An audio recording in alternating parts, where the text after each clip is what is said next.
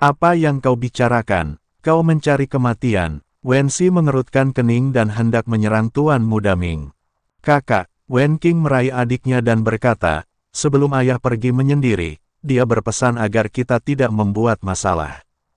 Wenxi sangat marah hingga wajahnya memerah, tetapi dia hanya melotot ke arah Ming Shao lalu pergi. Melihat saudara laki-laki dan perempuan Wenxi pergi, Ming Shao mengangkat sudut mulutnya, dengan ekspresi jijik di wajahnya, dan perlahan berjalan ke bar di dekatnya. Ketika mereka melihat orang itu datang, orang-orang di kedai itu segera melayaninya dengan baik. Tuan Muda Ming ini terkenal jahat. Tuan Muda Ming menyeruput anggurnya dengan hati-hati, dan di belakangnya, 8 biksu alam abadi berdiri tegak. Adegan ini sungguh mengagumkan. Tiba-tiba, aura mengerikan perlahan menyelimuti seluruh kedai, lalu seorang lelaki tua berambut merah dan berwajah mengerikan perlahan berjalan mendekat. Ming Shao, kepala istana khawatir kalau Ming Shao akan berada dalam bahaya, jadi dia mengutus menteri tua ini untuk mengikuti Ming Shao.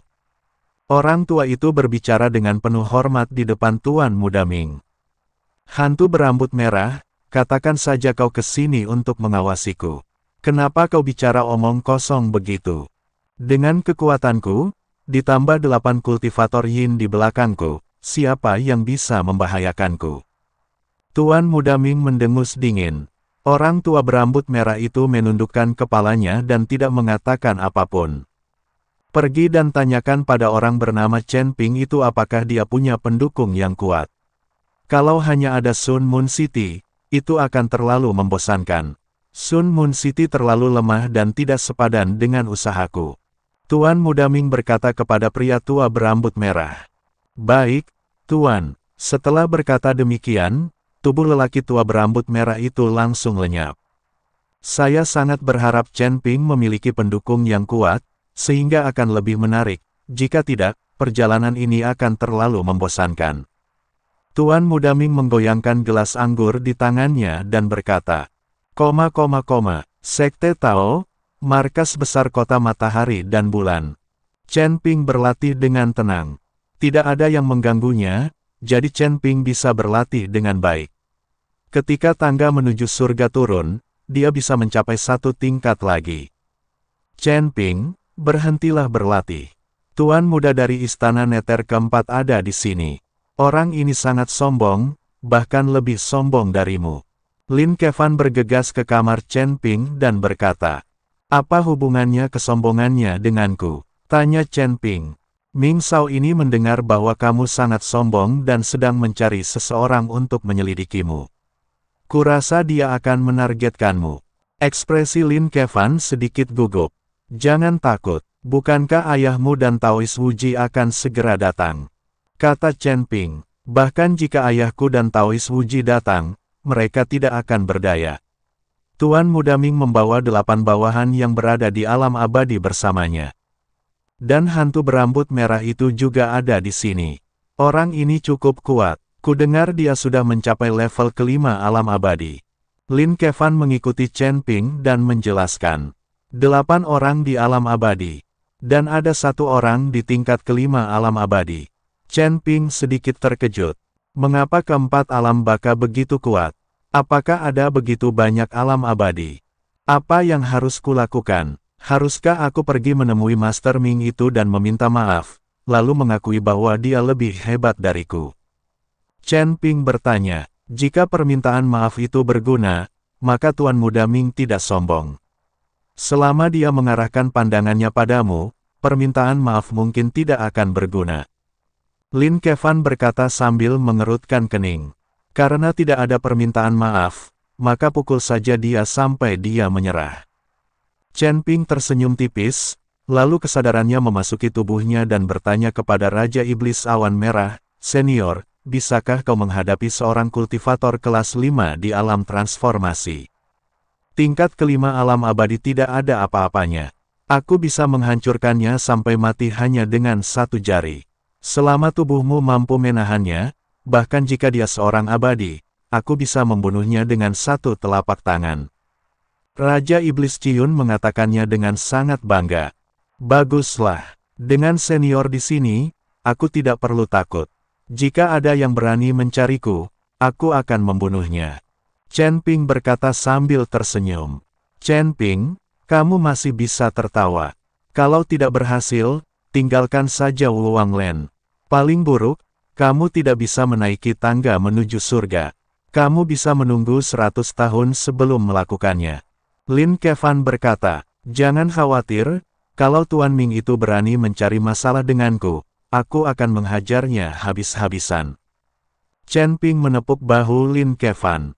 Chen Ping masih sangat puas dengan paman keempatnya. Orang ini sangat baik padanya. Gerbang Taoisme, kedai minuman. Tuan Muda Ming masih minum ketika tubuh lelaki tua berambut merah itu perlahan muncul. Tuan Ming, ada banyak kekuatan di belakang Chen Ping, dan hanya kota Sun Mun yang memiliki kekuatan. Namun, tampaknya ada seorang guru di balik Chen Ping. Konon, dia sangat kuat dan dapat membunuh orang lalu menghidupkannya kembali.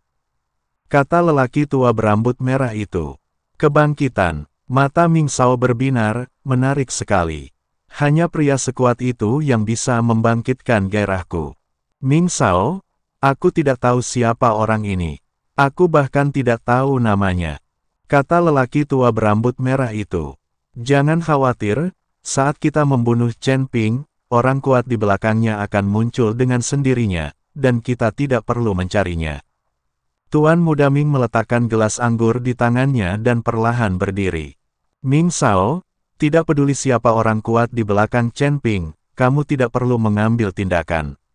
Selama kamu memberi perintah, aku akan memimpin 8 kultivator Yin untuk membunuh orang itu. Kata lelaki tua berambut merah itu.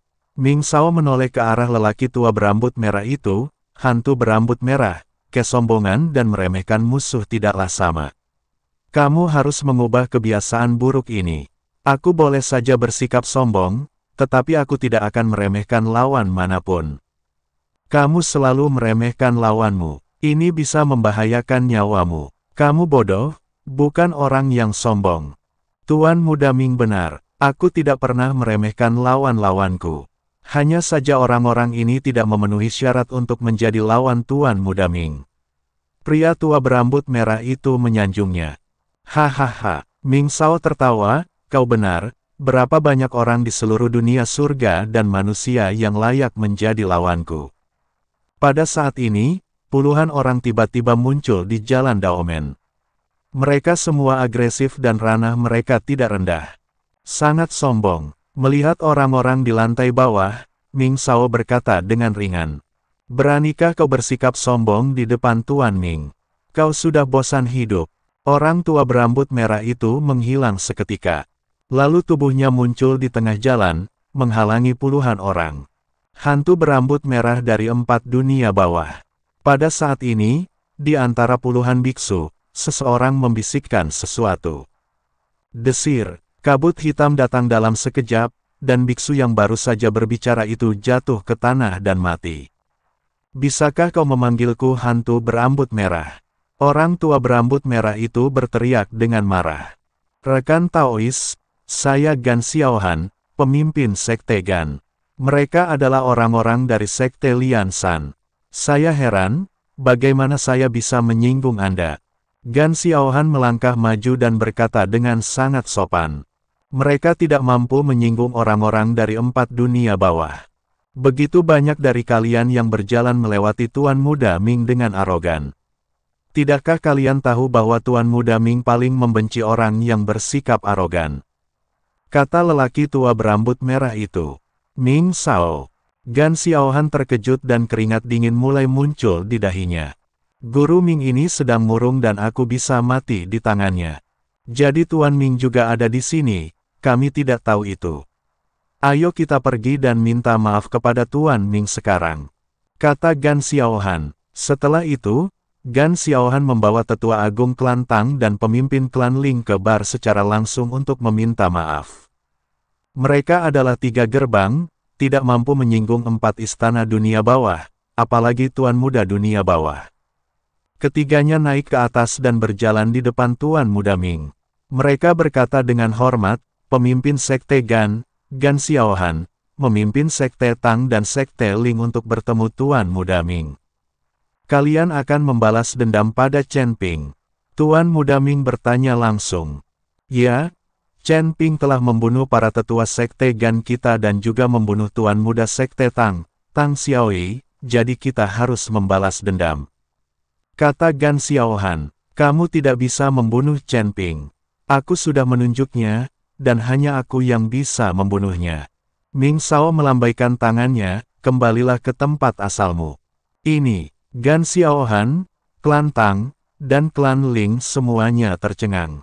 Tuan Muda Ming, Chen Ping sudah bertindak terlalu jauh. Kami ingin membalas dendam dengan tangan kami sendiri. Kata Gan Xiaohan. Aku memberimu wajah, bukan. Wajah Tuan Muda Ming berubah dingin. Aku tak berani, aku tak berani. Gan Xiaohan berkeringat deras. Kau ingin membunuh Chen Ping, itu tidak masalah, tetapi kau harus bergabung denganku dalam pertempuran Lian Sanmen. Mulai sekarang, kamu harus melakukan apapun yang aku perintahkan. Kata Tuan Muda Ming. Gan Xiaohan tertegun, lalu dia menatap tetua agung klan Tang dan master sekte klan Ling. Terima kasih, Master Ming. Kami bersedia mengikuti perintah Anda. Ketiganya berlutut pada saat yang sama. Awalnya, jika mereka ingin membunuh Chen Ping, mereka harus melewati kota matahari dan bulan sebelum bisa melakukannya. Jika mereka bergabung dengan 4 istana dunia bawah sekarang, mereka tidak perlu takut sama sekali dengan kota matahari dan bulan. Hahaha, Ming Shao tertawa, lalu menatap Master Sekte Lingmen, apa benda kecil di tanganmu itu?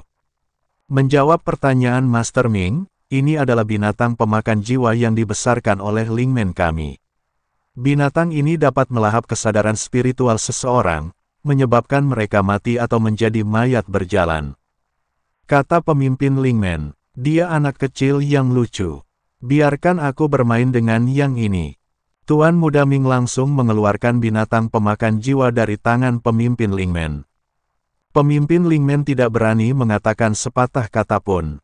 Meskipun ini adalah binatang spiritual paling berharga dari Lingmen mereka, pemimpin Lingmen tidak berani mengatakan apapun sekarang. Baiklah, pergilah cari Chen Ping. Jika kau tidak bisa mengalahkannya, atau jika ada yang mencoba menghentikanmu, beritahu aku namaku. Tuan Muda Ming melambaikan tangannya dan berkata. Gan Xiaohan dan 2 orang lainnya mengangguk, lalu berjalan menuruni tangga dan memimpin anak buahnya menuju markas besar Tao di kota Riue. Kakak ipar, cepatlah keluar, orang-orang dari Lian Sanmen datang. Lin Kevan berteriak keras. Pada saat yang sama, dia membawa orang untuk memblokir pintu dan mencegah Lian San masuk. Apa yang kau lakukan? Ini markas Sun Moon City kami. Jika kau berani masuk tanpa izin, jangan salahkan kami karena bersikap kasar. Lin Kevan berteriak kepada orang-orang dari Lian Sanmen. Pangeran Lin, kami di sini hanya untuk membalas dendam pada Chen Ping. Saya harap Anda tidak akan menghentikan kami. Aku katakan padamu, kota matahari dan bulan tidak perlu menakut-nakuti kami. Kami sekarang adalah orang-orang dari 4 istana dunia bawah. Gan Xiaohan mendengus dingin pada Lin Kevan. 4 Hades. Lin Kevan mengerutkan kening, tetapi tidak menjauh. Siapa yang ingin membalas dendam padaku? Apa kau tidak ingin hidup lagi? Chen Ping keluar dari ruangan. Setelah melihat Chen Ping, semua orang dari Lian Sanmen dipenuhi dengan amarah, dengan kemarahan di mata mereka. Chen Ping, kau telah membunuh para tetua sekte Gan dan juga membunuh Tang Xiaoyi. Hari ini kami akan membuatmu membayarnya dengan darah. Gan Xiaohan berkata dengan marah. Kau datang padaku karena kau ingin mati juga. Chen Ping berkata dengan nada meremehkan. Nada bicaramu sangat besar. Dia hanya seorang master alam Mahayana tingkat 3. Kau baru saja meminta seseorang untuk merasukinya dan membunuh tetua ketiga kita. Beraninya kau bersikap begitu lancang. Gan Xiaohan berkata demikian dan hendak menyerang Chen Ping. Guru Gan, izinkan aku. Setelah mengatakan ini, pemimpin Lingmen melangkah maju.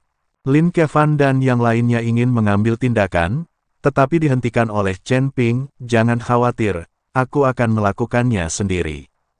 Pemimpin Sekte Lingmen melambaikan tangannya, dan seberkas cahaya putih melesat keluar lalu memasuki kepala Chen Ping.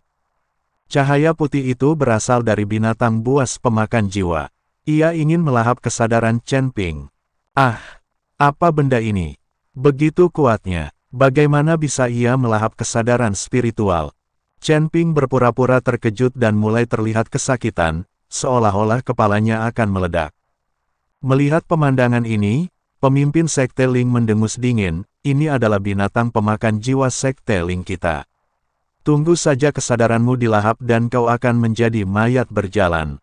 Chen Ping, Lin Keting dan Hua Yuying keduanya terkejut. Nona Lin, Nona Hua, jangan khawatir. Tuan Chen tidak takut pada binatang pemakan jiwa ini. Dia hanya menggoda mereka. Hong Yao cepat bicara. Chen Ping bertemu dengan binatang pemakan jiwa ini dari tas penyimpanan Tang Xiaoyi, tetapi kesadarannya tidak dimangsa sama sekali. Jadi Hong Yao tahu bahwa Chen Ping tidak takut dengan binatang pemakan jiwa ini.